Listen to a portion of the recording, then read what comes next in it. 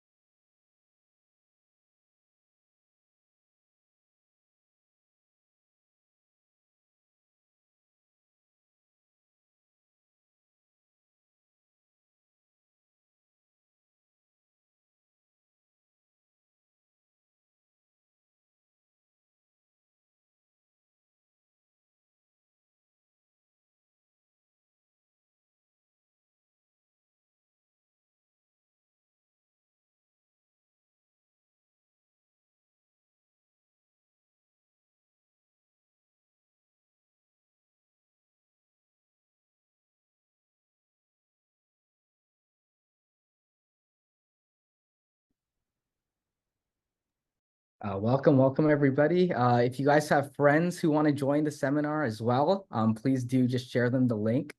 We have plenty of space for any of your friends or family who might need some help in their high school process. So please do send them the link. We're going to get started here in the next maybe 2 or 3 minutes.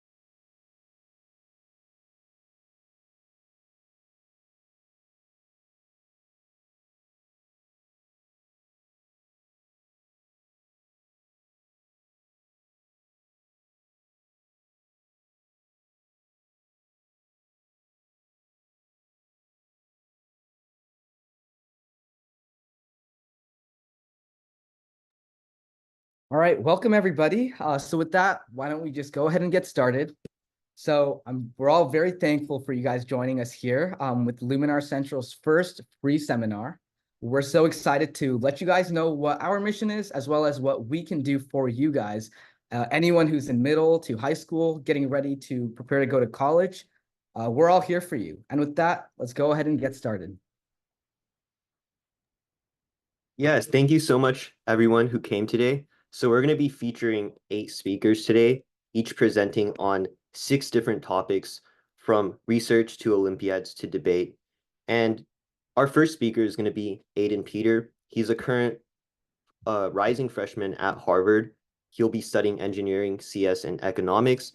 And he's also MIT and Harvard admit. And so his specialty was art and maker portfolios, as well as the intersection between art and STEM throughout his high school career. And so he'll be starting off with engineering/art.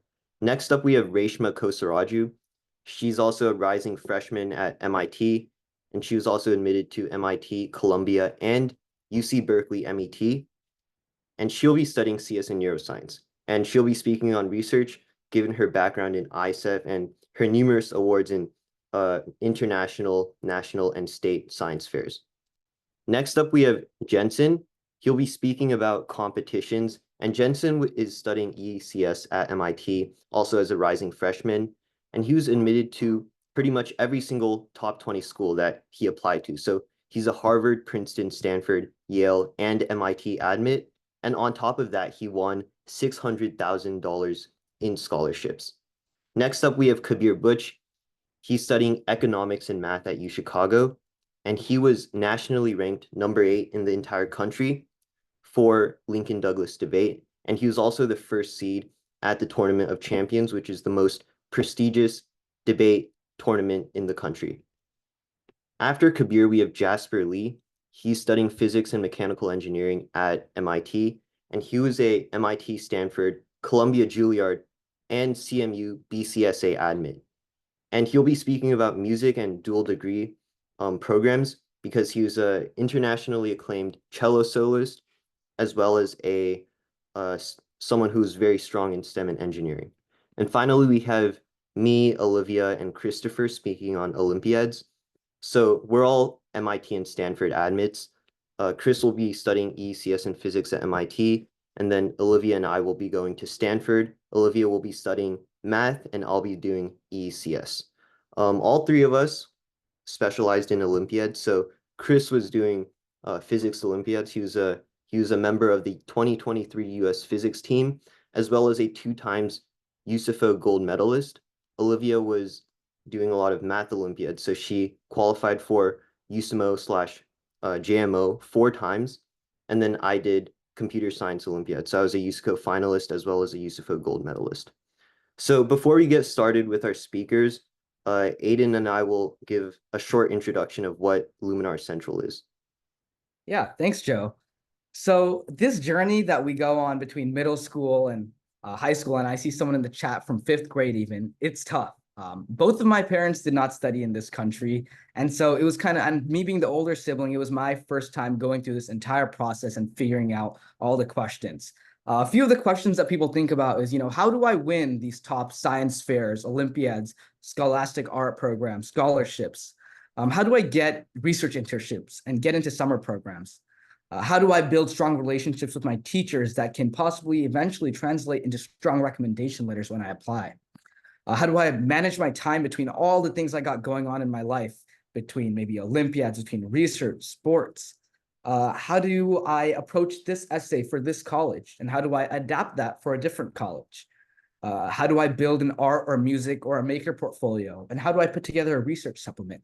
These are just a few of all the questions and all the confusion that we go through throughout this process. And, all of us speakers, we have just had to go through that in the last 4 to 6 years.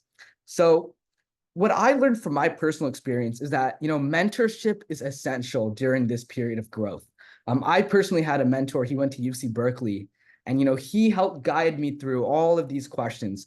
What do I do? What do I not do? How do I balance all the activities I want? And finally, how do I package that all into a strong, compelling college application at the beginning of my senior year?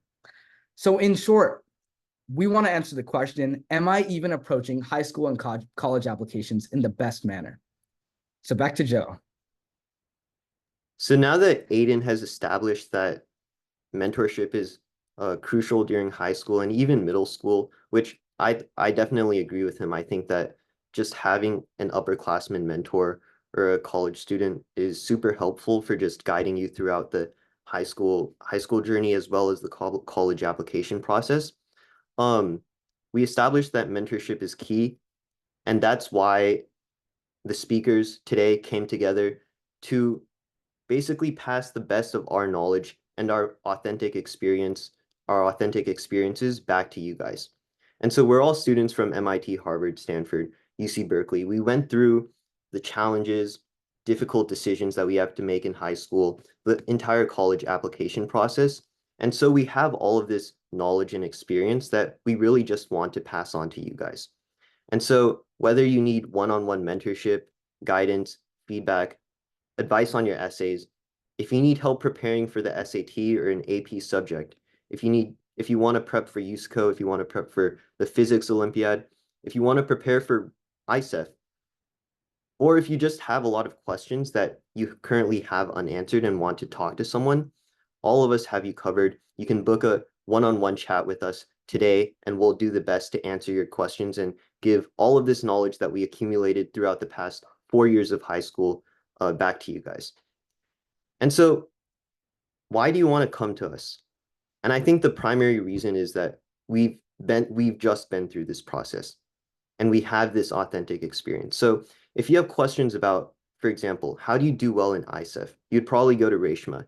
If you are very interested in debate and want to succeed at national debate tournaments, you'd probably go to Kabir. If you're interested in both music and STEM, you'd go to Jasper. If you're doing art and maker portfolios, you'd go to Aiden and talk to him about how to build a strong art portfolio for college. And so we know exactly how to go through these difficult processes and decisions that you encounter throughout high school. And that's why we want to be able to provide this knowledge back to you guys. And so we have a huge range of mentors from a bunch of different backgrounds that can give advice and feedback to you guys. And Aiden will talk a little bit more about that. Yep. So we've already established high school mentorship is key. And just to reiterate, what better place to get a mentor than here at Luminar Central? Luminar Central, we've kind of, as the name suggests, we've centralized this and we've made sure that you can find all of the top college students in the country that are ready to mentor you on one platform. And all you need to do is find the perfect mentor for you, a good fit that, I'll talk about a little later on in this presentation. You can sign up for free consultations and get personalized guidance. So this is not going to be something where one person is working with 10 different people. No, you can book one-on-one meetings, email them with any questions you have, and get all the guidance that you would need throughout this difficult process. And yeah, like Joe said, we have people from a range of diverse backgrounds with diverse interests from diverse places. And with that, we've got all the different bases covered for what you may want to study going forward. So with that, Joe? Yeah, so before we start with the actual speaker events, if you guys have any questions, please feel free to ask them in the chat, and all of the speakers today will do our best to answer your questions.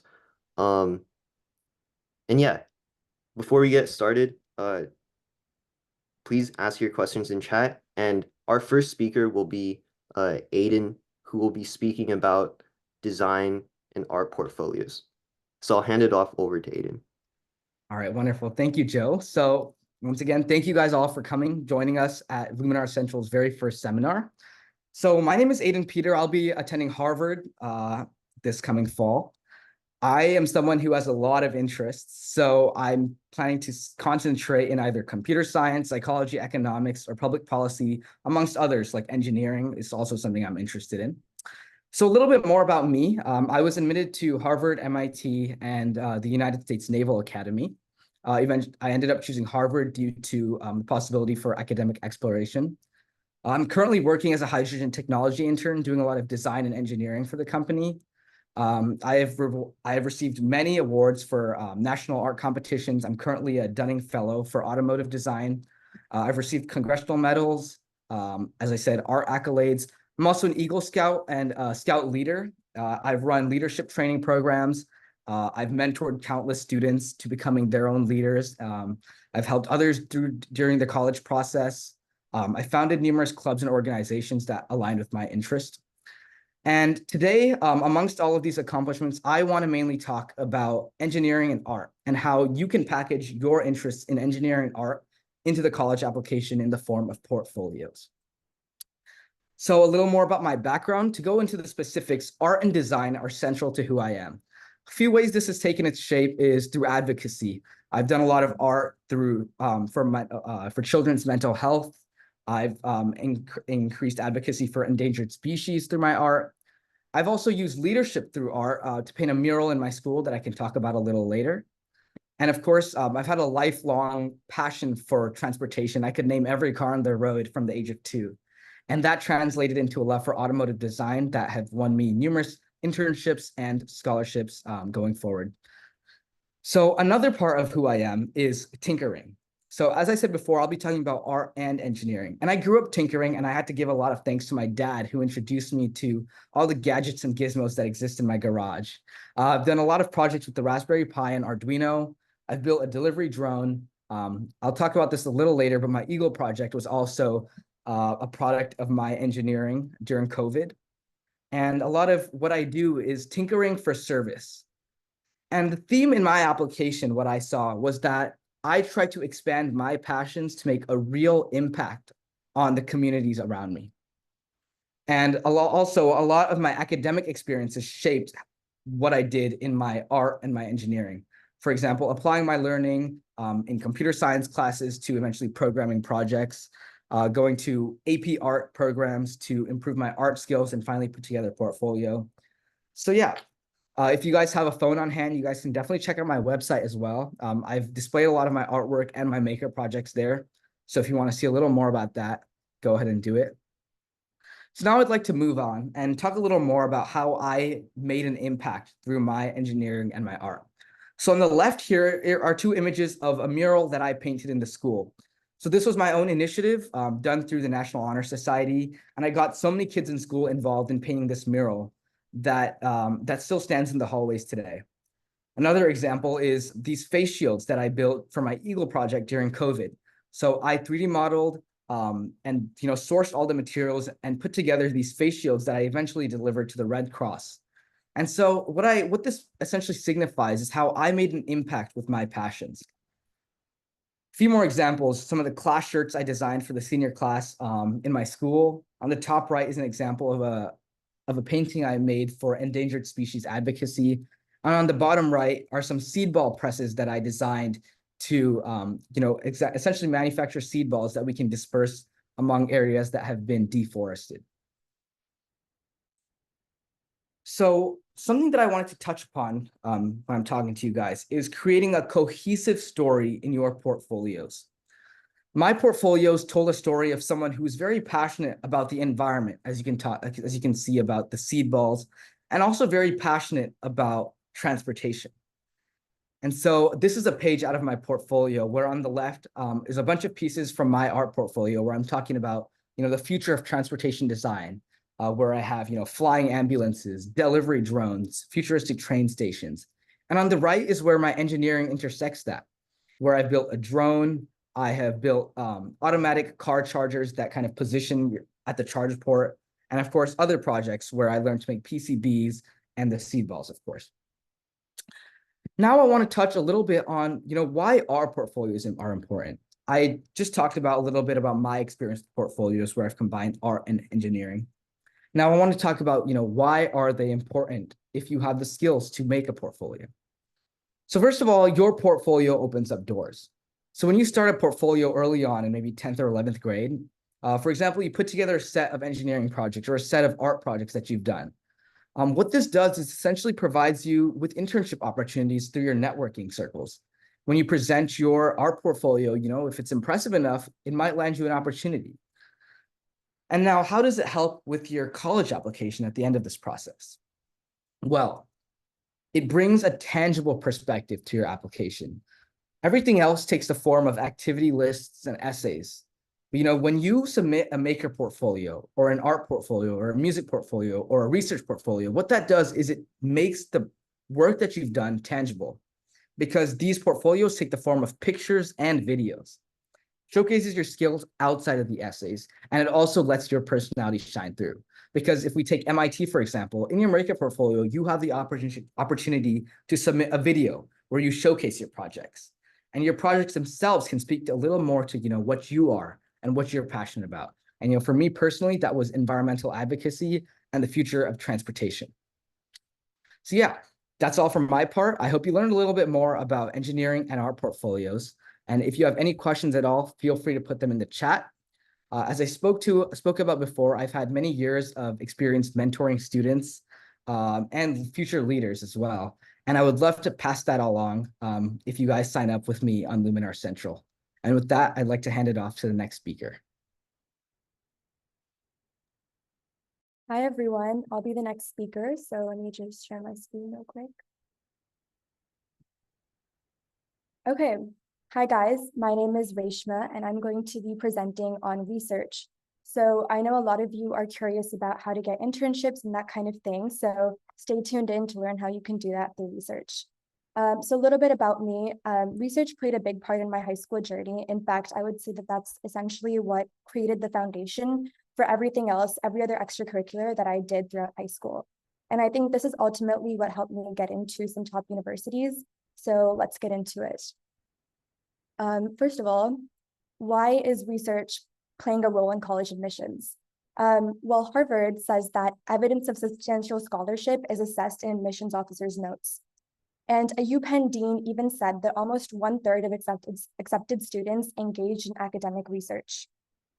Stanford seeks applicants with a genuine interest in expanding their intellectual horizons. And Caltech calls itself a research-driven institution. So from these various examples, we can see that admissions officers really are looking at what kind of research experience students have, and this can play a big role in swinging the needle on whether the admissions officer is going to accept you. And one other key aspect that I'd like to point out is that several colleges like MIT, Caltech, Harvard, Yale, Columbia, Brown, and several others not listed on the slide are going to accept research supplements, which means that if you are engaged in research, then you can kind of submit additional materials that a regular student would not be able to submit. And I'll get into a little more detail about how this can help you in your application. So why should you do research? Well, the answer is not just college applications. Research can build lifelong skills that you can use throughout your careers and beyond. So it can build critical thinking and problem-solving skills as well as analytical skills. In order to be a successful researcher, this is something that you're going to get better at with practice, just because that's kind of what research is like. You also have to pay really close attention to detail. And of course, I saw a lot of questions in the chat about how do you manage your time? So this is definitely the million-dollar question, and research will teach you to do this because you have to juggle this along with your schoolwork, music, athletics, anything else that you're involved in. So this will definitely just be something that you pick up through practice. And so additionally, research will also help you hone your communication skills. A large part of the research process is sharing your findings with the rest of the scientific community. So if you're interested in that kind of thing, then research is for you. Ultimately, doing a research project shows that you're able to be an independent worker, see something through from beginning to end, and ultimately it just shows that you're good at taking initiative.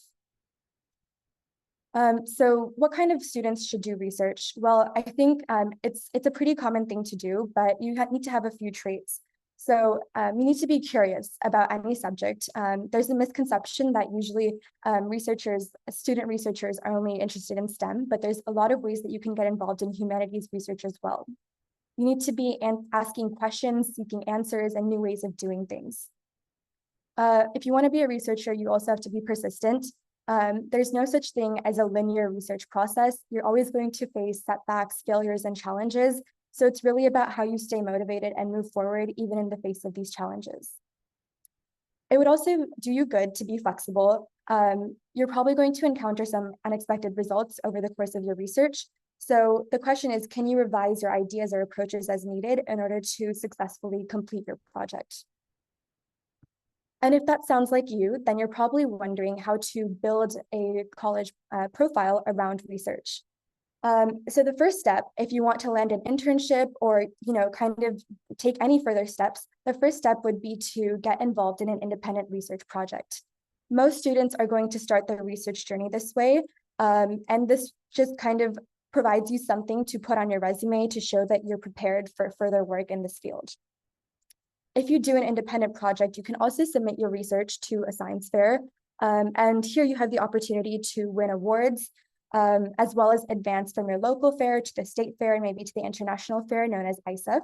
So this can really go a long way in your college admissions results because admissions officers want to see that when you're competing against your peers through competitions or through science fairs, you're able to set yourself apart and really distinguish yourself.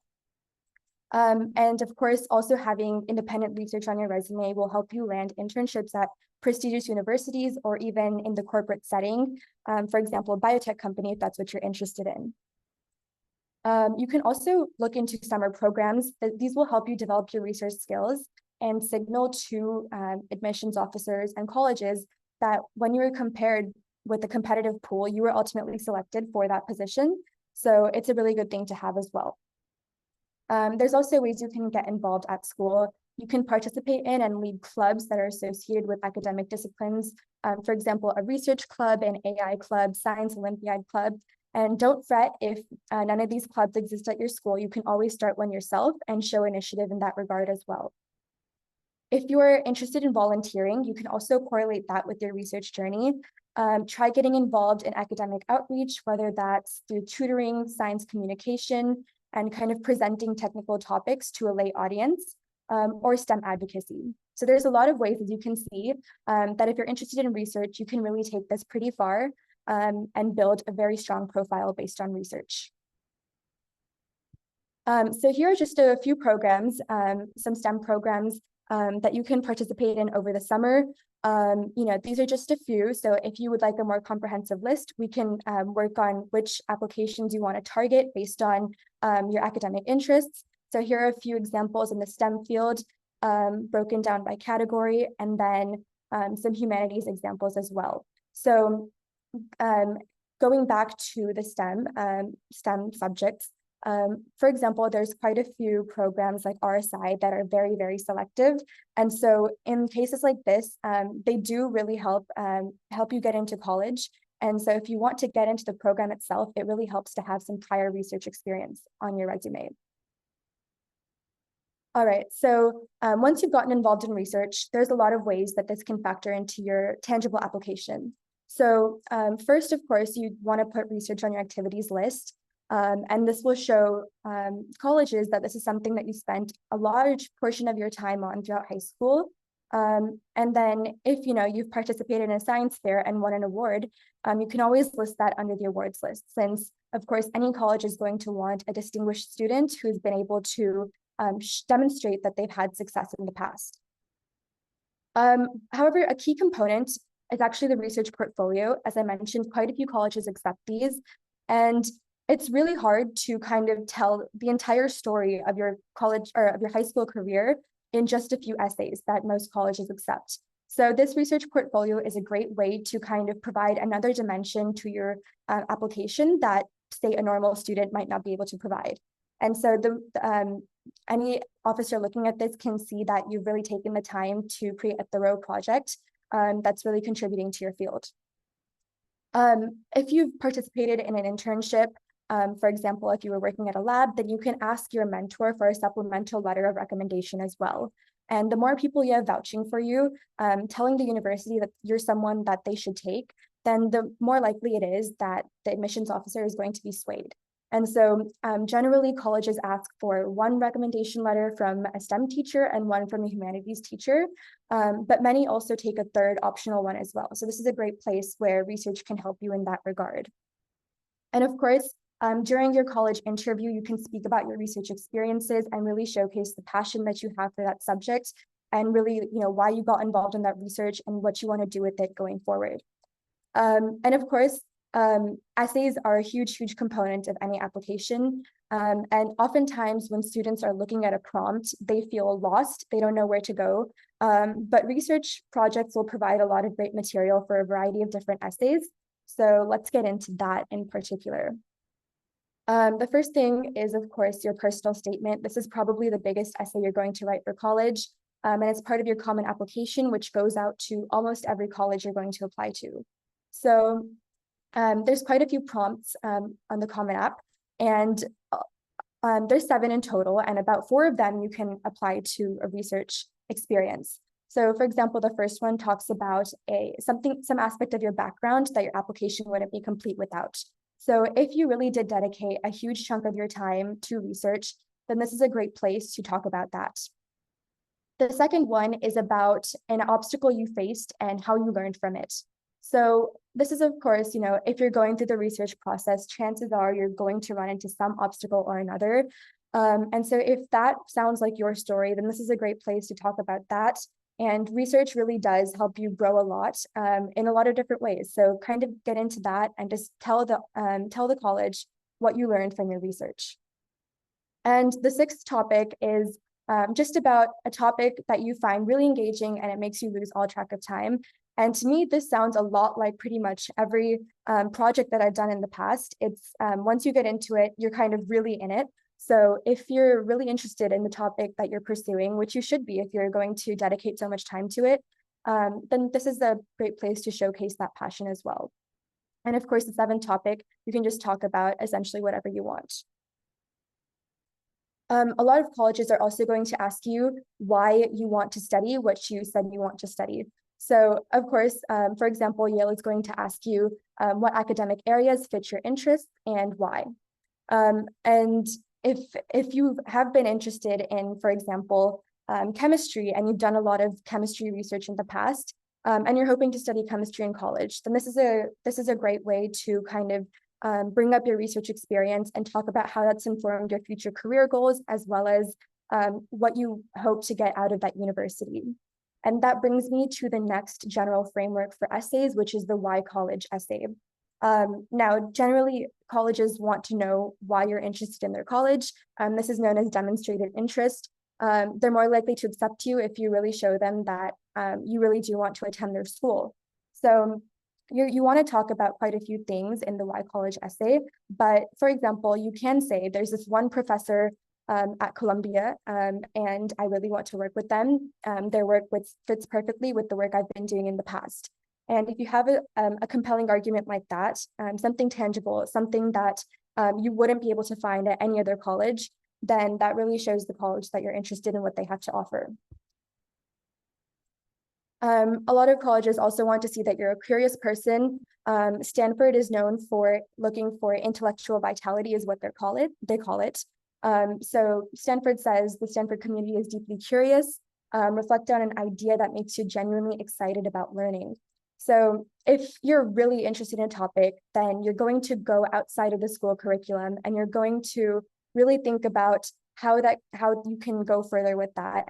And this often manifests in the form of research. So if you're really committed to a field, you're probably going to want to make your own contributions at some point. So showing that you've already done that automatically paints you as a very curious individual. Okay, going on to leadership. So the University of California application is a little bit different. They give you 8 prompts in total, and you can choose to answer 4 of them. So for example, they have one prompt about leadership and teamwork and collaboration in general. So for example, if you've worked in a lab, then chances are you've collaborated with other members of the lab, as well as showing leadership. So if you're tackling some kind of research problem, you're automatically taking initiative and taking ownership of this issue. So that's something that you can link to the leadership aspect of it. And of course, if you have stories about how you worked with your mentor or someone else in the lab to produce some results that you wouldn't have been able to on your own, that shows that you're very willing to engage in teamwork and you would be a good team player.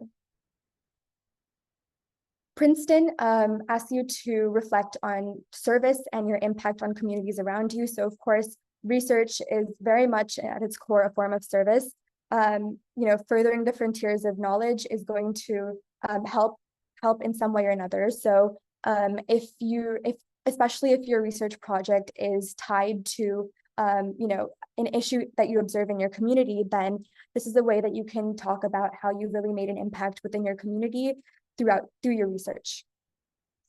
And lastly, MIT asks you to reflect on your personal growth. So again, this is one of those questions about how did you manage a challenge, right?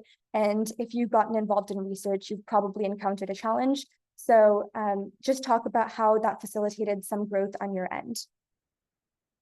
So as we can see, there's a lot of different ways that college can factor into your college admissions, research can factor into your college admissions. And so that brings me to the next part of this presentation, which is how I can help you. So I offer one-on-one college consulting. I can help you craft a compelling narrative based on research, as well as any other extracurriculars that you might get involved in. And we can also brainstorm potentially which extracurriculars you can do based on your interests. I also offer research mentorship services. So, it's not enough to just have a project. If you really want your project to take you places, it's going to have to be an impactful project. So we can work together on brainstorming an impactful topic, as well as executing it, seeing it through from beginning to end. And I can provide you continuous guidance throughout that process. Science fair preparation is also something I can help you with. Science fair played a huge role in my journey, and it really provided me with a lot of awards that I was able to kind of show colleges that I had, succeeded in the past. So if you're interested in participating in science fair, I can help you maximize your chances of winning awards and advancing all the way to the international fair and even winning awards there. And then lastly, of course, as Aiden mentioned, portfolios are really important. They help you kind of showcase an aspect of yourself that may not come across in your essays, or it just shows that you're really technically minded. And so I can help you craft a research portfolio that's going to impress admissions officers as well as the faculty reviewers for actually evaluating your portfolio. Thank you so much, and I can hand it off to the next speaker now. Okay, thank you so much, Reshma. So next up we have Jensen, who will be speaking about competitions, and he was he's majoring in ECS at MIT and got into pretty much every single school that he applied to. So now I'll hand it off over to Jensen. Hello, thank you. So who am I? As you were just saying, I was accepted into every college I applied to, including Harvard, Yale, Stanford, MIT, Princeton, UChicago, UPenn, M&T's program, Cornell, Brown, Vanderbilt, Duke, Johns Hopkins, UIC, Purdue, and University of Michigan. An important thing for me, though, is I wanted to go to college for free. So at all of these schools, I applied for their merit-based scholarships. What this means is a lot of these schools have scholarships that can only go towards their institution, but if you receive it, you can get a full ride or full tuition to these colleges.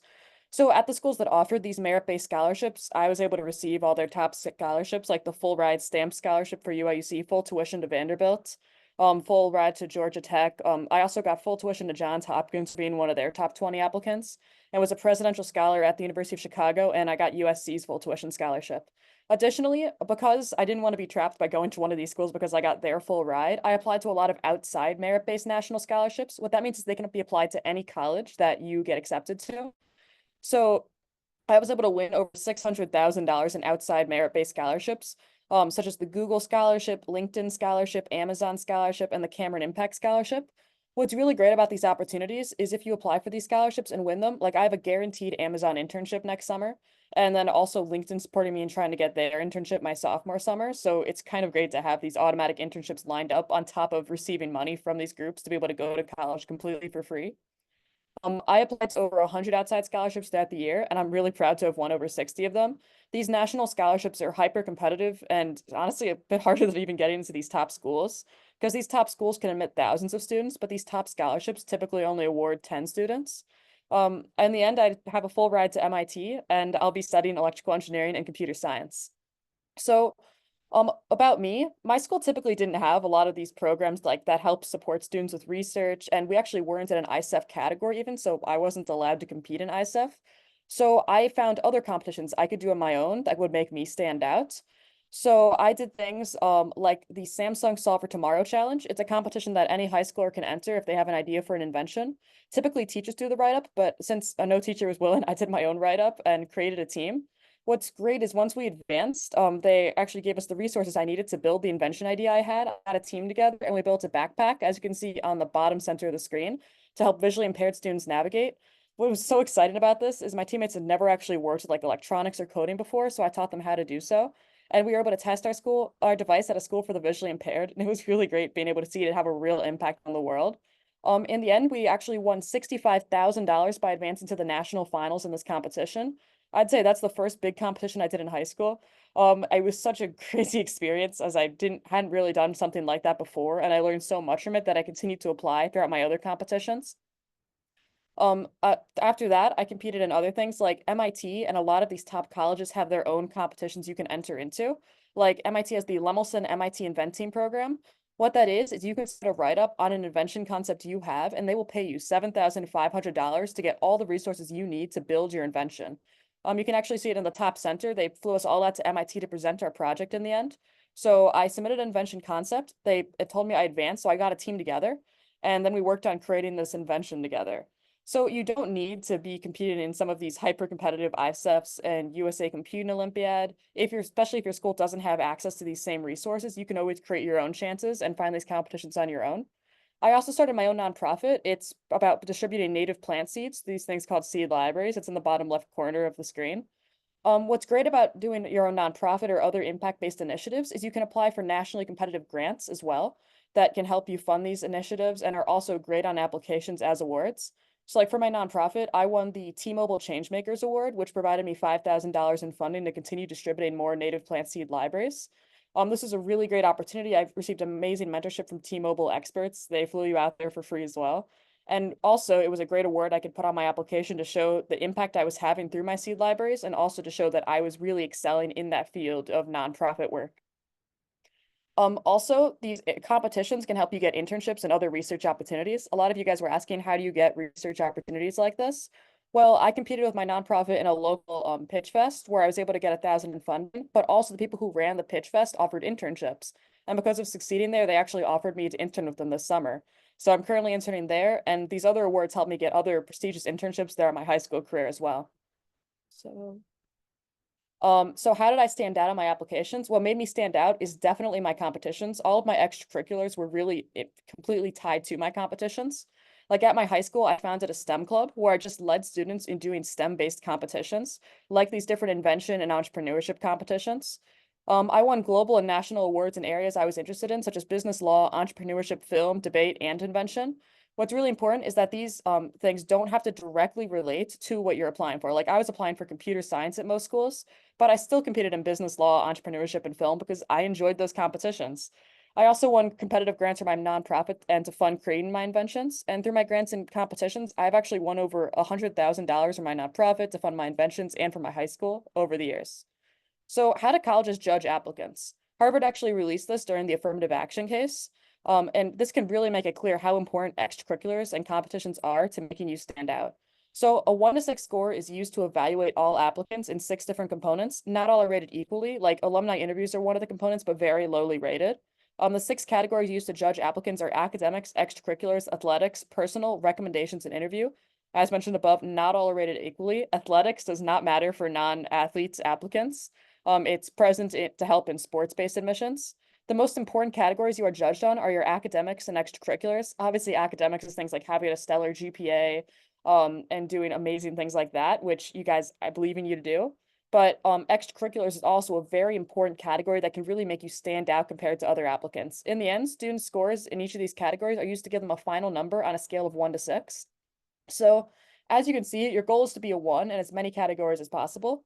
And to win nationally competitive scholarships like I did and practically guarantee your chance to get into any of these colleges, you need to be a level 1 with exceptional, clear, strong support in your extracurriculars, academics, and other categories. So are extracurriculars that important? One word, yes. Each college receives thousands of applicants each year with near perfect standardized test scores, GPAs, and a multitude of AP courses. These days, having these automatic stats are actually just the bare minimum when applying to these schools. You have to be able to stand out in these college and scholarship applications in areas like extracurriculars and things that cannot be quantified. So receiving these extracurriculars and awards are truly essential to making you stand out from the crowd and succeed in your applications. My essays were mainly about my extracurriculars. Like people were asking what we did our personal statements on. My personal statements was just talking about my STEM club and what it meant to me to be able to change my school by winning this funding to create a makerspace and being able to teach other students through my club, and doing these competitions together. Although you can score well in the academic section with just good stats, the best overall score would likely be a 4 below, which is not good enough to win scholarships and get into these colleges. So you need to go beyond these numbers that are just like GPA and test scores and really focus on extracurricular development and awards. So how do awards factor into your application? So this is direct from Harvard's rating system again. This is how they judged extracurriculars. The best score you can receive for your extracurriculars is unusual strength in one or more areas, possible national level achievement or professional experience, a potential major contributor at Harvard, truly unusual achievement. So what this means is they want national level achievement or professional experience. The way you can show this exact things is by competing and winning competitions. This can really show that you'd be a potential major contributor at Harvard or any school. They all use very similar grading strategies and can show truly unusual achievements if you're able to succeed in these fields. What's even better is a lot of these competitions can help you get a lot of professional experience too. Like through winning the Lemelson MIT Invent Team competition, they paid for me to get a patent on my invention, which really was a great way to gain some of this professional experience. So do I need superhuman skills? That's a big thing that a lot of students think I am just not going to be the legend at math I need to be to win these math competitions, or I'm not naturally a legend at computing. No, you can just like be pretty good at what you do. But there are many different types of competitions in many different fields that you can excel in that are not typically the math, computer science things that a lot of students compete in. So for me, I didn't do any of these big competitions on the call, like the USA Computing Olympiad, USA Math Olympiad, or many of these big debate competitions, simply because my school didn't have access to them. I did start a debate club my senior year and lead them in a smaller global virtual competition called International Public Policy Forum. I would definitely recommend competing in that. But I found different competitions from the main ones that most students do. And this way I was able to win and stand out despite not being an absolute legend in math. So for example, if you run an impactful nonprofit, you can win nationally competitive grants. If you have a really good invention concept, you can enter it into pitch competitions and present it. If you're passionate about environmental activism, there's competitions for that. I did a lot of those and had a great time with them. And if you're passionate about something, there is always going to be a competition for that field. These competitions are far more winnable than some of the main Olympiads that students spend years studying for. And what's great is they can make you unique, as not many students are competing and winning competitions in these diverse fields. So how do you win these competitions? Well, I have years of experience receiving global and national awards in a variety of fields. It took a lot of time competing and failing to learn what judges are really looking for in these applications. If you want to find competitions that align with your interests and learn what it takes to win these competitions, I have a 5-step winning strategy. Hire me to consult with you. And also, you can always check out my YouTube channel to see some of my inventions that I've made. Yeah, my maker portfolio on there, as well as some of my entries to some of these competitions in the past, as I've done a lot of different film editing competitions because I find those fun. I've done animation.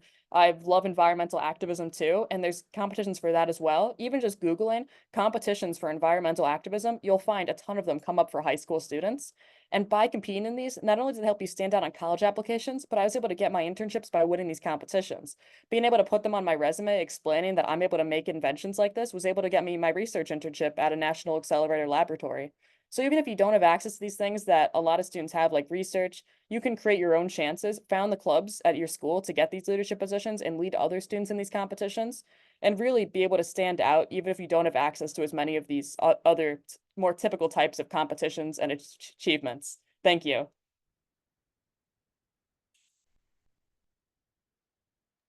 All right, next up we have Kabir Butch. He's going to be studying political science, economics, and math at the University of Chicago, and he'll be speaking today about debate. All right, yeah, so Joe already covered the introduction. So I just want to talk kind of in broad strokes about what it looks like to build a college portfolio that is centered around debate. I think the first thing to talk about is, major choice and exactly like how can debate as an extracurricular synergize or go with the major choice of a student. I would say that people who do debate most commonly go into areas like political science, economics, or law, and the social sciences and humanities more broadly. This should kind of make intuitive sense because debate topics are usually centered around political and economic topics. So people who enjoy debating those ideas will want to probably also study them in college. And then law, of course, is a obvious career path for debaters since a lot of the same argumentative and technical skills involved in debate come up in legal professions.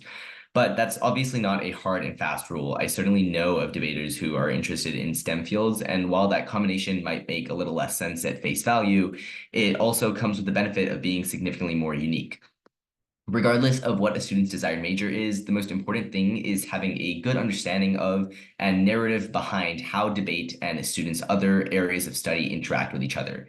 So a student's essays might want to explain exactly how debate has helped them in their academic pursuits. For example, a very simple narrative for a political science student might be studying and preparing for a debate topic and then seeing the same ideas come up in the context of a political internship they were doing. For a STEM student, it might look like an explanation of how the critical thinking skills from debate allowed a student to kind of sort through science misinformation and become a better communicator in their field of study. These are just examples, but basically they should give you an idea of what it looks like to write a narrative about how debate can complement a major.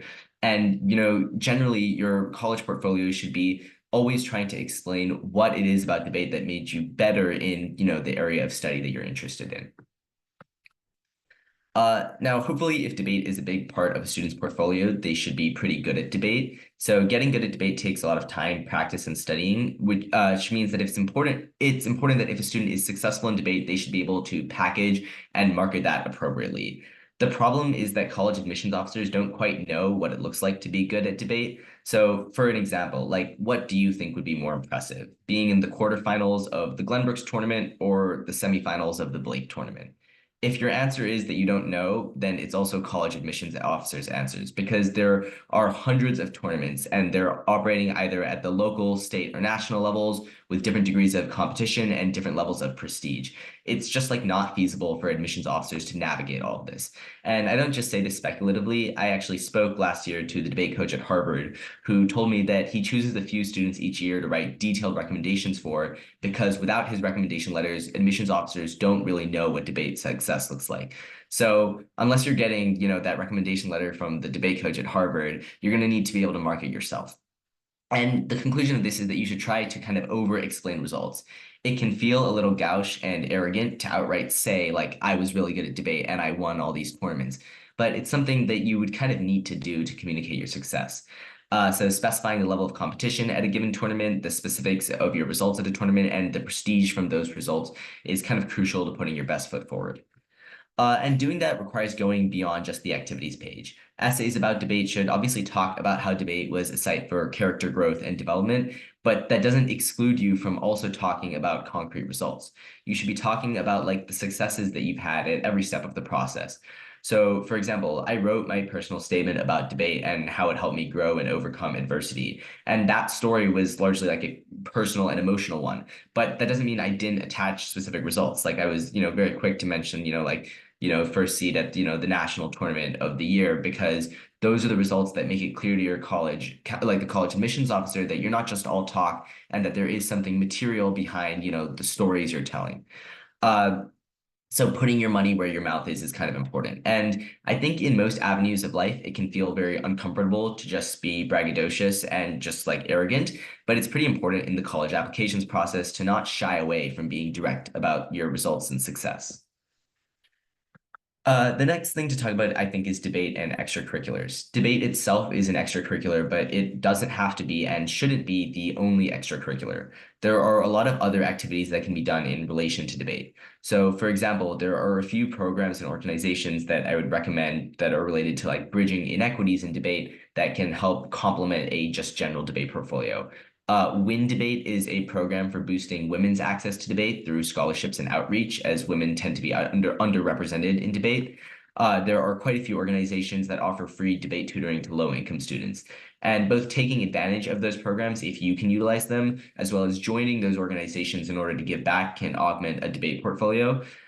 For example, a strong narrative centered around debate could be that you began debate, and as you got better and were in the activity for longer, you came to understand that many people don't have the same access to resources like coaching or pre-tournament preparation.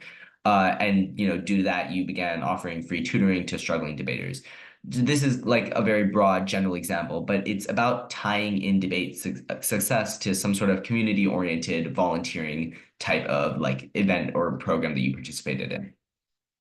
Debate can also be tied into basically any other extracurricular that you do. It trains a wide variety of like holistic skills, like critical thinking and seeing both sides of an issue. So this can basically be tied into any extracurricular. So if a student does research, they can explain how preparing positions for debate help them become a more meticulous person and succeed in research, being better with, their methodology and more like safe in their research practices. If they're an activist, they can explain how debate opened their eyes to some injustice and mobilize them to fight against that injustice. If a student is interested in politics, they can explain how debate changed their mind on a political issue or showed them the most effective way to advocate for that belief. The possibilities are basically endless, but the structure I'm advising is that debate trains some sort of skill, and then that manifests itself in some sort of other extracurricular. And then the last thing to talk about is essays. And I've been kind of discussing them implicitly throughout this process because essays are going to be where the bulk of your application is spent. But it's important to have a lot of ideas about essays that you can kind of throw at any prompt that comes your way. And the biggest theme, I think, through all these essays should be something about growth. And you should have some sort of narrative and explanation about how debate affected you as a person. I've put a bunch of examples on the screen. These are not meant to be imitated. They're just supposed to be illustrative because, the fact that I can come up with so many of them and just kind of throw them out there publicly means that on their own, these ideas aren't unique enough to stand out. But they can be a foundation, and a student might want to kind of add their own personal spin. So, for example, a student might want to talk about how debate bolstered their love for free speech, but with some personal unique spin that ties into them. And having examples and a sense of personality throughout the essay is very important.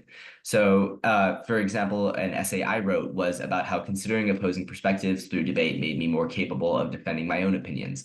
This is a very kind of generic essay that anybody could write. So to put my own spin on it, I talked about some specific debate rounds I had been in where I defended, for example, an anti-climate change view. And despite defending this, kind of anti-scientific, anti-climate change view, I came away more capable of defending, the pro-climate change view.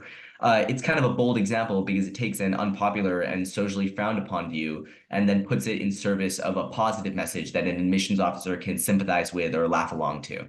The absolute most important part of any of these essays should be personality. Something about the essay should relate to a student's unique experiences and advance some understanding of the student as a person. It should humanize the person who is writing the essay in a way that allows the admissions officer to kind of relate to that student. So basically essays should show personal growth in a way that demonstrates how debate has impacted a student, but they should also be unique and that you should, be rereading your essays asking, could this be written by someone else? Does this give the college admissions officer an idea of who I am as a person? And those are kind of the boxes you should check off. Thanks for tuning in. I didn't really get a chance to touch on how exactly to improve a debate or a lot of the nuances involved in what tournaments matter or the intricacies of each event, as I think those are kind of longer topics that are difficult to distill into 10 minutes. But I'd be happy to explore that more if any of you are interested privately. But now I'll hand it back to Aiden and Joe.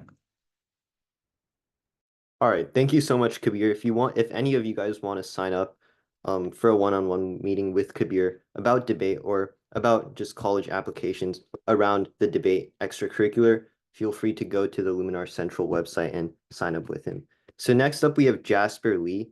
He's a rising freshman at MIT who is also admitted to MIT, Stanford, Columbia Juilliard, and the CMU BCSA program. And he'll be speaking about dual degree programs as well as the intersection between music and engineering. Thank you, Joe. Hold on, give me a second here. Okay, so my focus today will be talking about, like Joe said, dual degree programs between music and the academics. What kind of students these programs are for, the various things your student could start to prepare for in high school or perhaps even in middle school, the application and admission process, and lastly, a brief summary of the activities I did myself. So, a little bit about me. Oh, it's missing a slide. I'll skip that for now, I'll come back. So to start off, dual degree programs are for students with multiple interests and who oftentimes need this duality, this balance, to thrive in their respective fields. For me, this was between music and the STEM disciplines. So a lot of my activities were centered on interdisciplinary activities and inventions. So if your student can't decide on a major, can't imagine life with just one field of study, they're doing well in multiple areas, or perhaps they wish to have a plan B in case plan A fails, or if they love the prospect of pursuing 2 degrees. This is the program for them. And if you're someone interested in med school, I understand that the committees have a soft spot for music students. So if you're interested in pursuing med and you like music, a dual degree program could be the way to go. Now, what to do in terms of music? Obviously, participating in competitions and getting that first place, gold medal or winner status is vital. But to get there takes time, and that is what I could help with. Having gone through the process, I know how to optimize the amount of time and effort you put in to get a good result, as dual degree applicants need to have a strong academic standing as well. So you need to have those 2 pillars, 2 spikes, and you need to be able to balance that out. To get there, performances, chamber experience, orchestra experience, they all not only bolster your portfolio, but make you a seasoned musician that tops music schools like Juilliard, the New England Conservatory, Curtis, and Peabody look for. So along with that, you also have volunteering at local schools and hospitals. It's not only something we should do as individuals who are able to comfort others and give back to the community, but it is something that shows the admissions officers what kind of a person you are. And once again, I have several organizations that I personally have worked with, been a part of, and that I would highly recommend. So you could reach out to me and we could work together from there. Now, in terms of academics, you have to really pick your battle. For music, it takes up a lot of time, especially if you're aiming high for Juilliard Columbia, Harvard, NEC, Eastman Rochester, Johns Hopkins, Peabody, etc. Those are all programs that require a good academic standing and a lot of music experience. So the first thing to do, or rather to have at the back of your mind, is to maintain a good academic standing, like I mentioned. At school, you need to make sure that you're not just simply cruising along and getting A's, but that you're still challenged and succeeding in class, despite the fact that music takes up a lot of time. Outside of school, research projects, personal experiments, competitions, and more can not only feed your intellectual curiosity, but they could all show schools that you dive deep into whichever field you go into. So once again, that concept of 2 spikes out instead of 1. This is important because dual degree committees, and yes, there is a special group of people who select dual degree applicants. They have to make sure that they are picking a student who won't drop out, but succeed in both colleges. As more often than not, these dual degree programs are spread out over 2 colleges, for instance, Harvard and NEC. And they're quite close by, so that makes it quite convenient. However, you can't do everything. For instance, energy you put into an Olympiad or a research paper could lead to a poor music recording for a competition, a poor performance. So we have to pick and choose. And I could definitely help with that, having gone through that. In terms of balancing these 2 fields, a good relationship with your school teachers is extremely important, because you may have to skip school for performances, competitions, or master classes, you name it. And the teacher is the overlord to your grade, and thus your performance in school is very important. So this good rapport with your teacher is vital for dual degree seeking students. Okay, now the hard part is you have to be accepted by both schools separately. So let's say for Columbia Juilliard, you have to be accepted by Columbia, you have to be accepted by Juilliard, and the committee has to approve of that. So that could mean you get into both schools, Columbia and Juilliard, but you don't get into the dual degree program. In terms of music, it is in your favor if you reach out to the professors at the right time to meet them. Enough time for them to remember you and enough time for them to see you improve. So if you work with me, I can evaluate where your student is at and provide insight into the next steps, as I do have personal acquaintances with quite a few professors. As for academics, you're essentially applying to the school or Ivy with your academic interest. So music may not be the center of everything, but it is still factors into their decision, as music takes up a lot of time and AOs are aware of that. Similarly, even after the college application deadlines are over, music students still have to continue with auditions and recordings. So it is very important which schools you choose to go in person for, which ones to fly out for, and which to do a recorded audition. So I did a couple recorded and a couple in person. So I do have that hands-on experience. What else? So that is definitely very important, because you deplete your energy every time you fly out, every time you perform. So you have to conserve your energy, make sure you spend it on something worthwhile, something that you have a high chance for. Strategy is key here. And now I'll talk about a bit about what I did. Let me switch real quick. Okay. There you go. So in my case, music was definitely the heavier side of the scale, but let me start with that. So for cello, I was a first place at Hill International Concerto Competition, and I had the opportunity to solo with the Manhattan Symphony. I was a two-time National Young Arts winner in 2023 and 24, and I'm the co-principal cello, or actually was the co-principal cellist at the San Francisco Symphony Youth Orchestra. And being the co-principal, I was also invited to perform with San Francisco Symphony musicians at their annual conference and the Marine Corps League Foundation. In terms of research, I developed an algorithm, a dynamic programming algorithm to optimize fingering for cello. I played the cello based off of an MIT professor, actually. I came upon his video online, and I was inspired to create that for string instruments, as there's a paucity of such exploration. And with that, I wrote a research paper, and it got published on JSR. So you could find that online, or I could also share it with you. Just do reach out to me on Luminar Central.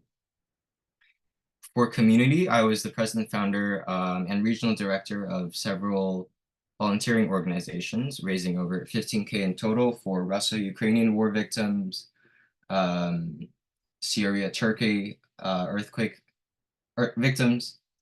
And also we've reached out to Malaysia and the Philippines, orphanages there as well, spreading our love for music and our passion. But if you'd like to learn more about what I did, take a look at my essays, both STEM and music, or if your student is interested in dual degrees, do reach out to me through Luminar Central. The QR code's right here. I am quite familiar with all of the programs, like I said, and I have quite a bit of inside information and connections into HIPSM, HYPSM, and all the top music schools. So I could work with you to find the most strategic program. Thank you. All right, thank you so much, Jasper. Like he said, if you want to sign up with a one-on-one meeting with him, head over to Luminar Central and you can either book a free consultation as well as a full hour session with him. So the last topic that we're going to speak about today is on Olympiads. And so let me spotlight the speakers real quick.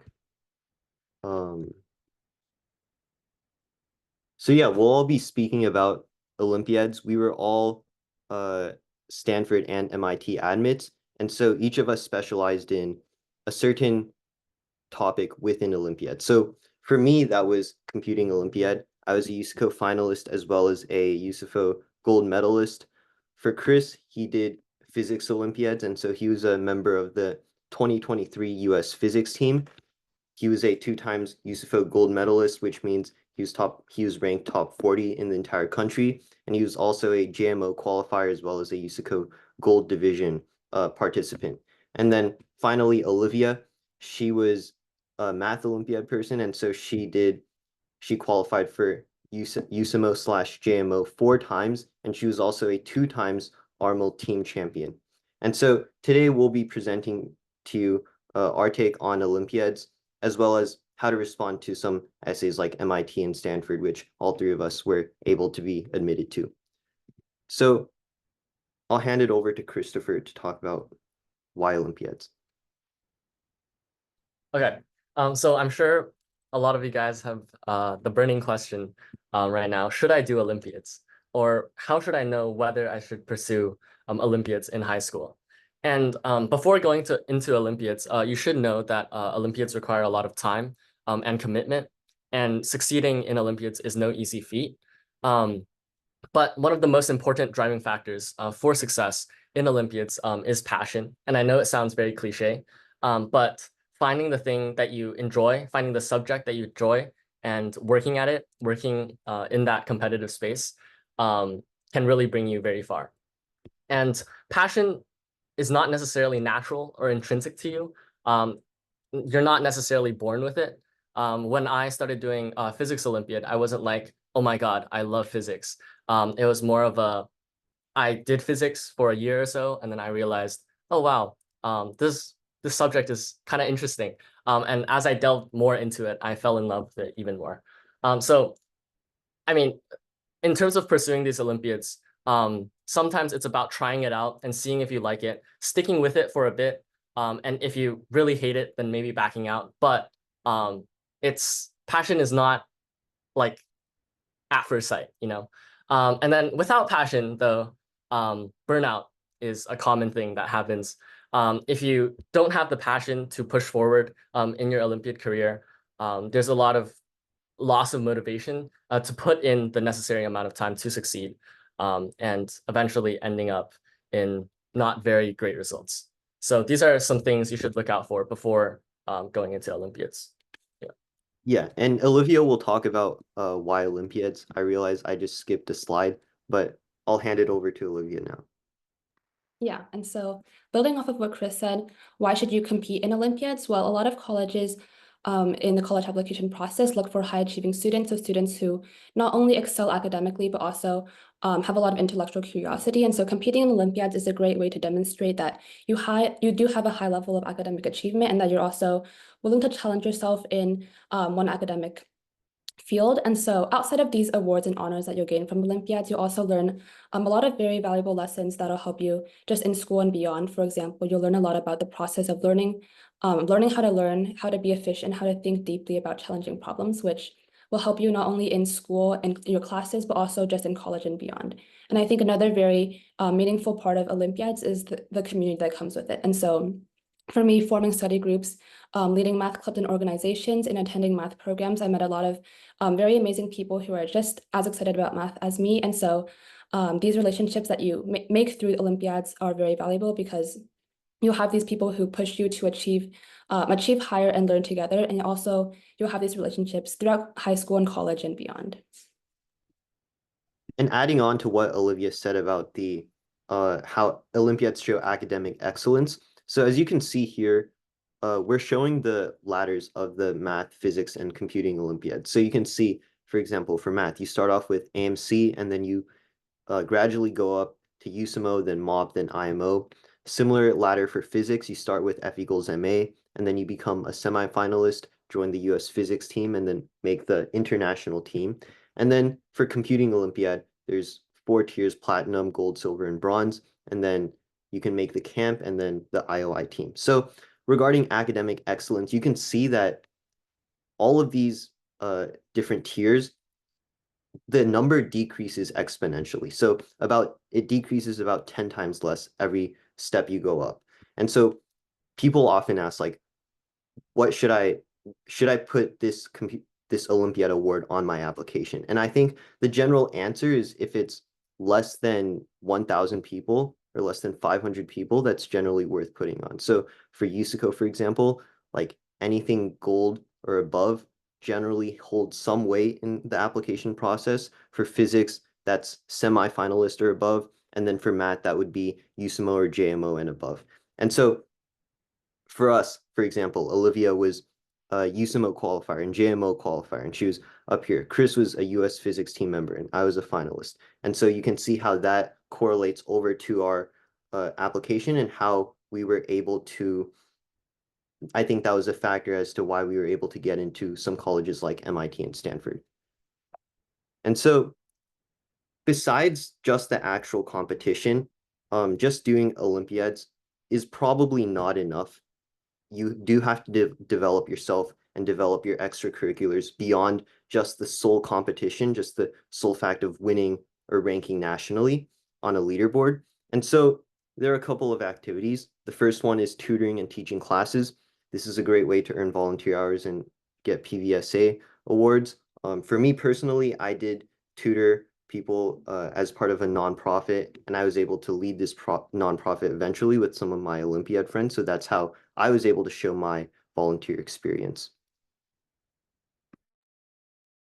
Adding on to what Joe said, teaching is just a great way to share what you've learned with the community. And so for me, I spent a lot of time helping coach my middle school's math counts team. And I think teaching just is a really great way to not only earn volunteer hours, but also to get better at whatever subject it is that you're pursuing. People say that the best way to learn is to teach. And I think that's really true. It's helped me reinforce a lot of what I've learned and also just helped me become a better communicator. And for the second extracurricular, we have organizing competitions, local competitions like the Harker Math, Physics, and Programming Invitationals, which between these three, me and Olivia ran all of them. And then also writing Olympiad problems. So for example, proposing problems to USCO. And so, like I mentioned, for me personally, I was leading the Harker Programming and Physics Invitationals. And then I also wrote a problem that was part of the USCO Gold Contest, I think in 2022 or 2023. A very meaningful experience for me in high school was also organizing the Harvard Math Invitational. And so that involved a lot of problem writing, test solving, coordinating logistics, and a lot more. And I think it was very meaningful for me because I got to work with a lot of other people who are excited about math, both at my school and just around the country. And so that's taught me a lot about the community and also about leadership, which I was able to express in my college application essays as well.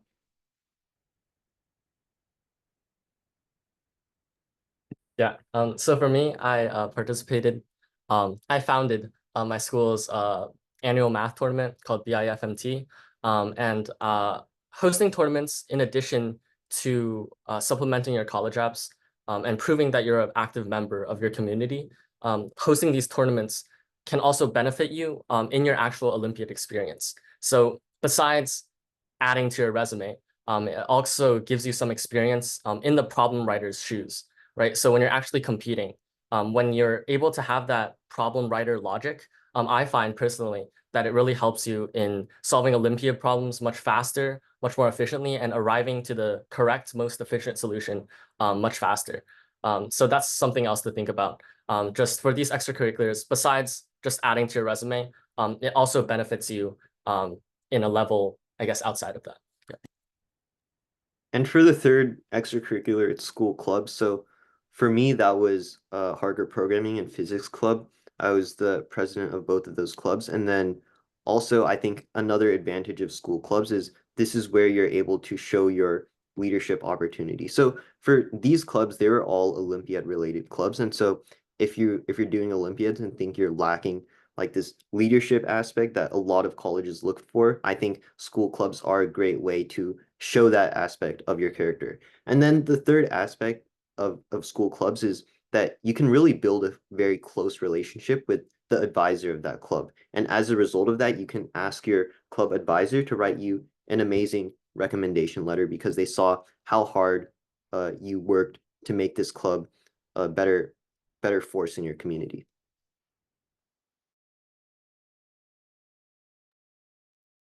In high school, I was really involved with my school's math club. And so I led a lot of initiatives across campuses in coaching both the high school and middle school teams in competitions across the country and just hosting all our different activities on campus. And so I think overall getting involved in the Olympiad community, starting with your school, is a really great way to show community involvement, like Joe said, beyond just winning awards. Yeah, and for me, I was the founder of my school's physics, computer science, and math club.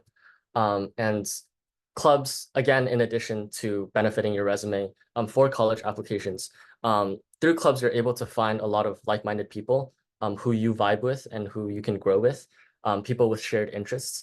And I find it a lot easier to grind and succeed in Olympiads when you're surrounded by these people who share common passion with you.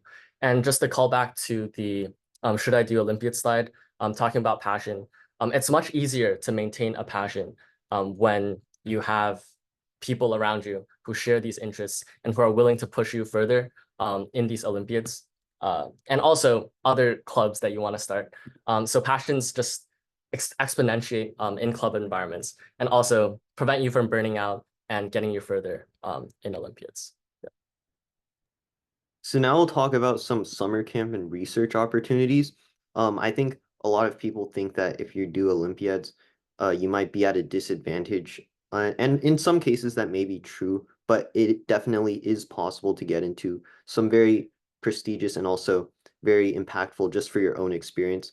You're able to get into some of these summer camps, even if you're someone who wants to focus on Olympiad. So for computer science, there are very few camps that are just CS. The camps that are listed here are more general, but you can see some of these camps. And for me personally, I was doing Princeton LLP, and that was super helpful just for my personal interest in CS, because I was able to work on some, I think, impactful research and also develop a close relationship with my Princeton mentor.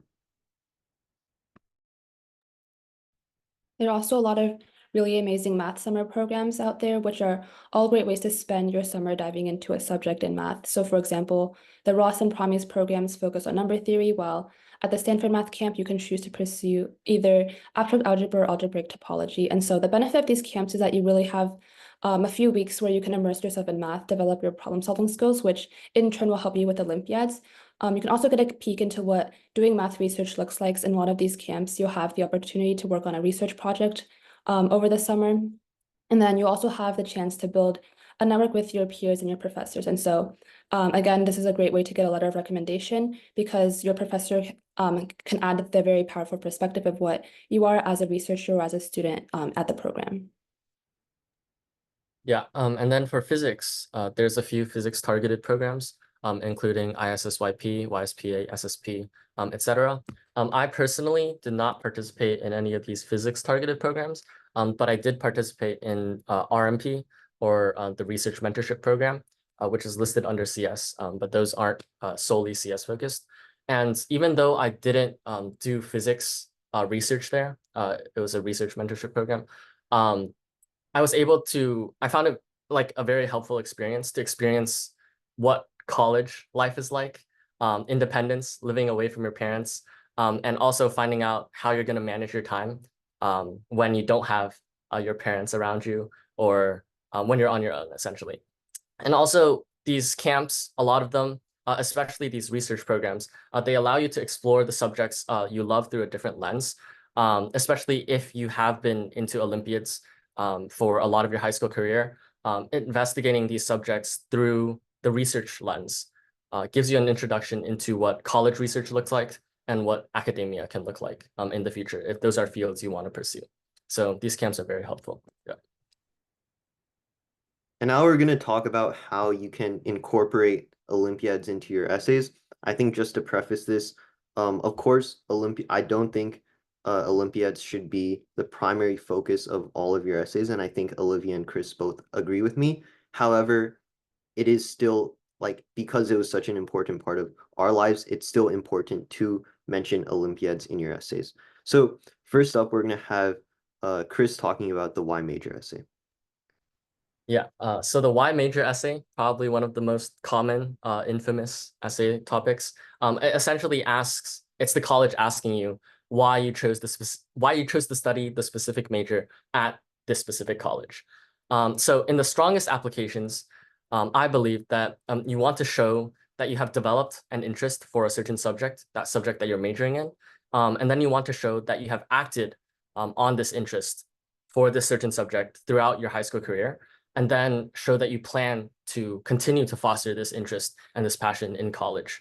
So Olympiads are super useful in the second part of that 3-part series, where you use Olympiads to prove that you have explored the subject and explored your interest in the subject throughout high school. So at least for me, for the MIT essay, tell us more about why this field of study at MIT appeals to you. I first talked about my interest in physics, why it appeals to me. And then I talked about my Olympiad physics career, what I did, how I did in it. And then I went on to describe how I would continue my passion for physics in college, whether it was talking to professors about specific research topics, or participating in certain physics classes. And if you succeed in Olympiads, especially, if you're able to get results in your Olympiads, the second part can be really strong, showing that you have achieved a lot in this section and that you have explored this passion thoroughly. So that's why Olympiads can really benefit you in this section. And so next I'll talk a little bit about the intellectual vitality essay, which is another very, very common college essay question that asks you about an academic experience that you enjoyed or about what sparks your curiosity. And so like Reshma mentioned earlier, a lot of colleges, they really want students who love learning, are very curious about a subject, and are very dedicated to learning. And so, for example, the Stanford website says that we want to see the kind of curiosity and enthusiasm that will allow you to spark a lively discussion in a seminar. And so they really just want to see students who are very excited about any academic subject. And so these essays are a great place where you can showcase that intellectual curiosity as well as something really cool that you've learned. And so the UC application gives you the chance to describe how you have furthered an academic interest inside and or outside the classroom. And so here they just want to see what you've done, what steps you've done to proactively engage in your academic interest. And so through participating in Olympiads, you've already dedicated a lot of time to pursuing any subject, whether it's math, physics, programming, or whatever else it may be. And so this essay is a great place to showcase that. And so in my application, I wrote about how, for me, math Olympiads and competitions were an amazing platform for me to learn more about advanced math and challenge myself, as well as how I was able to take a lot of what I've learned and share that beyond competitions. And so the Stanford application also asks about a time when you were genuinely excited about learning. And so this essay is really, really important because Stanford in particular really values that intellectual vitality. And so in the process of training for Olympiads, especially if you have a passion for whatever subject it is that you're pursuing, you will have, of course, encountered a lot of very exciting ideas or proofs or concepts. And so this is a great place to describe what you've learned and why it excites you. So for me, this essay was a lot of fun to write because I got to explain a lot of very cool math concepts that I've learned and how I was able to find connections between them. And finally, we have the community essays. And I think a lot of colleges will ask questions about how you were contributing to your community throughout your high school career. And so this is why the slide about Olympiad-related extracurriculars is so important, because for these community essays, if you were someone who only did Olympiads, just doing the competition, it's very difficult to write about how you were contributing to the community through that, because it's Olympiads by itself is just a one-person activity. And so going back to those Olympiad-related extracurriculars, things like starting a club, things like tutoring and giving back to your community, for example, or writing problems for national Olympiads. These are all examples where you can use that and talk about how you contributed to the community through that extracurricular. So we can just look at some examples. MIT asks for how did you collaborate with others to contribute to your community? The Common App essay, there's a prompt that asks about how you have a background and how that would be, if you did not include that background, your story would be incomplete. And for UT Austin, they talk about how you were involved in leadership activities and how you impacted people both in and outside the classroom.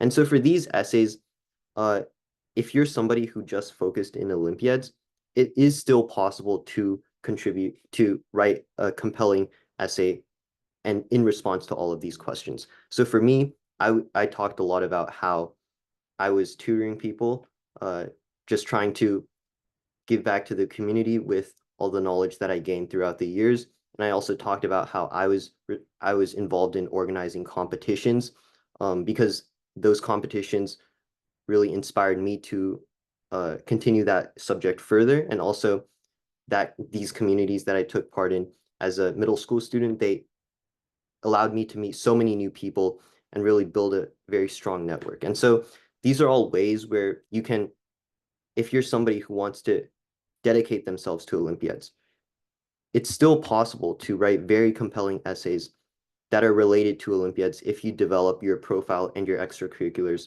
around an Olympiad-related topic. And so that's all for our presentation today. I hope the audience took away something from our Olympiads presentation. And just to reiterate, me, Chris, and Olivia would love to talk to you guys in the future about, anything that you have questions about, whether it's Olympiads, college applications, just navigating the difficult high school process and journey. Feel free to go to Luminar Central luminarcentral.com and sign up for a one-on-one meeting with us there. And so just as before we conclude the speaker event for today, I'm going to talk a little bit about what Luminar Central offers and how you can use this to your advantage. So all of the speakers today are on this flyer here. You can look at their profile. You can see what kind of how your profile matches to them and schedule a one-on-one meeting with them, because I hope all of you guys took away some advice from them today as they were giving their speaker event. And if you still have more questions, you can go ahead and talk to them in the future. And we talked a lot about college applications today. It's not just college applications that we want to be able to help you with. There's a lot of just like challenges and competitions that you'll encounter throughout your high school journey that we want to be able to mentor you in. So high school mentorship, college application support, whatever questions you have, we'll be there and answer it for you. And finally, a lot of the consultants offer 15-minute consultations. So you don't have to pay upfront. You have an opportunity to present what kind of needs you have, as well as understand who we are, and we'll also give an introduction of ourselves as well. So this is kind of an opportunity for you to meet us and better understand us before scheduling a full 1-hour session with us.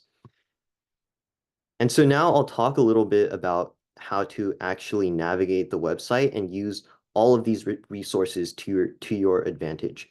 So if you look at my screen here, I'm going to navigate to our website, and you can see that there's a lot of mentors on our website. So if you click on choose a mentor, you see their high school profile as well as the services that they offer. So for example, first up is Aiden. You can select any of the services that he offers, whether it's essay editing or one-on-one mentorship, and you can add that to your cart if you want to, like I just did. And as you scroll down, you'll see other mentors like Mihiko, who was a RSI scholar. And as you scroll down, you can see all of these different mentors from a huge range of backgrounds. So whatever fits your need, you can schedule a session with them and have them help you. And so I think the importance is you can see what their profile is. You can schedule a free consultation with a lot of them and just try to understand whether they can help you or not, and help you with your high school journey as well as your college application. So now I'll hand it over to Aiden, who will speak a little bit more about this. Yep. Just give me a second as I share my screen again. So before we wrap up, I just wanted to talk about one more thing, which is just like you should be in your colleges, finding the right fit. So I just pulled up Reshma and Kabir here on the screen. And as we can see, we have two very different profiles. We have Reshma, who won ISEF, CSEF, and a lot of science fairs. And on the right, we have Kabir, who is more of a debater. Now, if I was a debater, I would probably choose Kabir, kind of straightforward. Whereas if I was more into biology and biomedical, the biomedical field, I would choose Reshma. So this is a very simplified example, but essentially what I'm trying to say here is please try to find your right fit when choosing a mentor. All of our mentors are in the top universities in the country, in the top of their fields, very passionate about what they do. And so you can't go wrong with either one. So make sure you choose someone who aligns with your interests as a student. Now, that's not to say that you can't go with both Reshma and Kabir if you're into biology and debate. You can always book sessions with multiple people. You can book free consultations to see who would be a good fit for you, so that you have a perfect companion for your entire high school and eventually a college application journey. So I can't emphasize this enough. Make sure to find the right fit for your personality. Don't just go based off of what schools they were admitted to. And finally, thank you so much for listening, everyone. All of the speakers here, thank you so much for speaking and contributing your advice to everyone. And I hope the audience took away something from this. If you have any questions, feel free to email luminarcentral@gmail.com. And you can also book a one-on-one meeting with us at luminarcentral.com. And so thank you so much for coming, everyone. I hope to see you guys in the future. Thank you.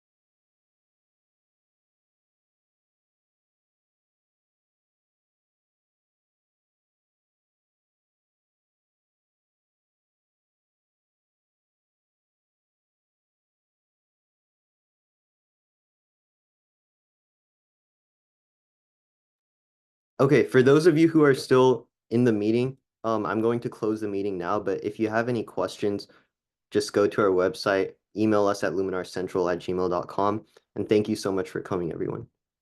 I'll see you guys next time.